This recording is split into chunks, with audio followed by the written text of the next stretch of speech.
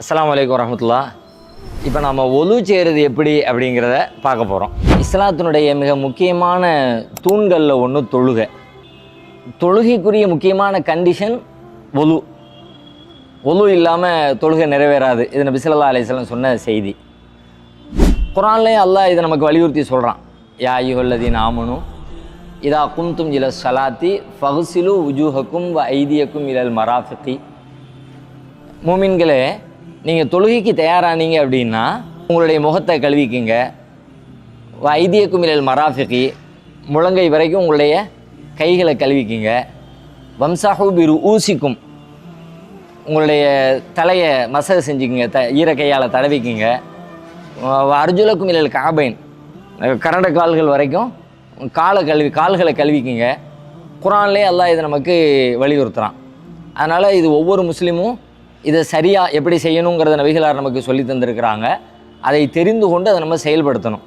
ஒலு செய்கிறவர் முதல்ல நாம் ஒலு செய்கிறோம், நாம் இந்த ஒரு இபாதத்தை அல்லாஹ் நமக்கு கடமையாக்கி இருக்கிற வலியுறுத்தி இருக்கிற இந்த இபாதத்தை செய்கிறோங்கிற அந்த உணர்வோடு அந்த எண்ணத்தோடு அவர் அந்த காரியத்தை செயல்படுத்தணும்.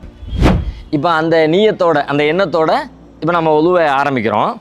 எந்த ஒரு காரியத்தை செஞ்சாலும் அல்லாஹ்வுடைய பேரால் செய்யணும். பிஸ்மில்லாஹிர் ரஹ்மானிர் ரஹீம் அல்லது பிஸ்மில்லாவோடு நம்ம துவங்குறோம். நபி ஸல்லல்லாஹு அலைஹி வஸல்லம் எப்படி ஒலுவ ஆரம்பித்தாங்க அப்படின்னா, தண்ணி எடுத்து முன் கைகளை கழுவுவாங்க. முதல்ல வலது கையை இடது கை ரெண்டு முன் கை மணிக்கட்டு வரைக்கும் உண்டான பகுதியை நல்ல சுத்தமாக கழுவிடுவாங்க. ரெண்டாவது, தண்ணியை எடுத்து வாய் கொப்பளிப்பாங்க.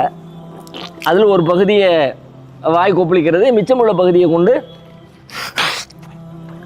நாசிக்குள்ள தண்ணியை செலுத்தி நாசியை இடது கையால் சுத்தப்படுத்துவாங்க. அடுத்து முகத்தை கழுவுறது.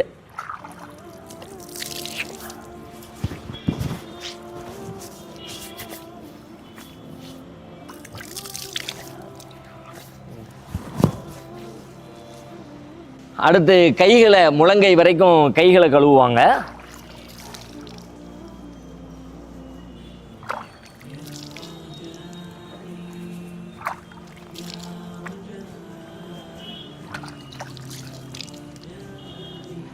தலைக்கு மசகு செய்கிறது. தலைக்கு மசகு செய்கிறத பொறுத்த வரைக்கும் ஏற்கனவே நாம் அந்த ஈர கை இருக்குது, அந்த ஈர கையோடு தடவினாலும் ஓகே தான்.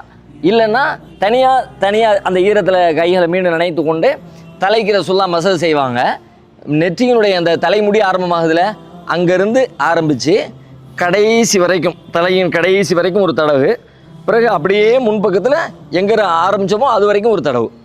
இங்கேருந்து துவங்குறோம், அங்கே போய் பிடரி வரைக்கும் கொண்டு போய் முடிக்கிறோம். பிறகு பிடரியிலிருந்து துவக்கிறோம், முன்பகுதி வரைக்கும் முடிக்கிறோம்.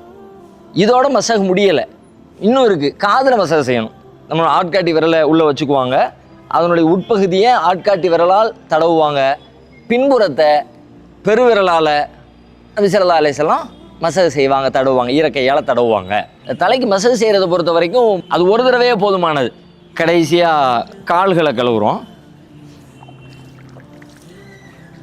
இந்த கால்களை கழுவும் போது இந்த பின்பகுதி ரொம்ப கவனத்துக்குரியது. ரசூலுல்லாஹ் அதை எச்சரிக்கையாகவே செஞ்சாங்க. வயலுல்லில் ஆக்காபி மினன்னார், இந்த பின்கால்களை சரியாக கழுகாமல் இருக்கிறவங்களுக்கு கேடு உண்டாகட்டும், அது நரகத்தில் கொண்டு போய் சேர்க்குங்கிற அளவுக்கு. ஏன்னா பெரும்பாலும் நாம் இப்படி தண்ணி ஊற்றுவோமா, முன்பகுதி மறைஞ்சிடும், பின்பகுதி கழுவப்படாமல் விடுபட்டு விட வாய்ப்பு இருக்கிறது. எனவே செய்கிற எல்லாவற்றையுமே முழுமையாக பரிபூர்ணமாக செய்யணுங்கிற அடிப்படையில் நபிகளாருடைய வலியுறுத்தலை நாம் புரிஞ்சுக்கணும்.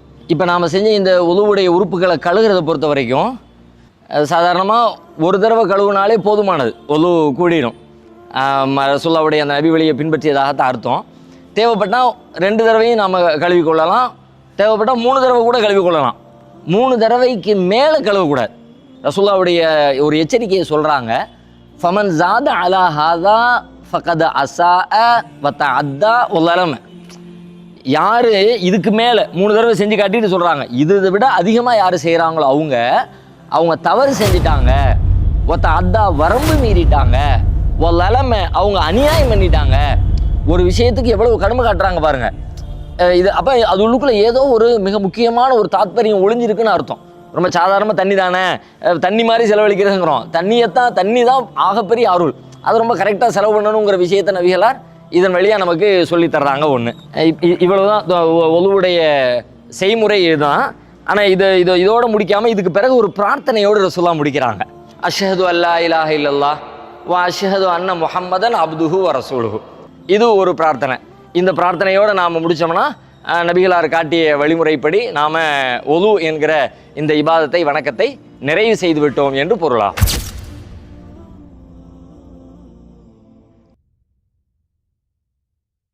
قل هو الله أحد الله الصمد لم يلد ولم يولد ولم يكن له كفوا أحد.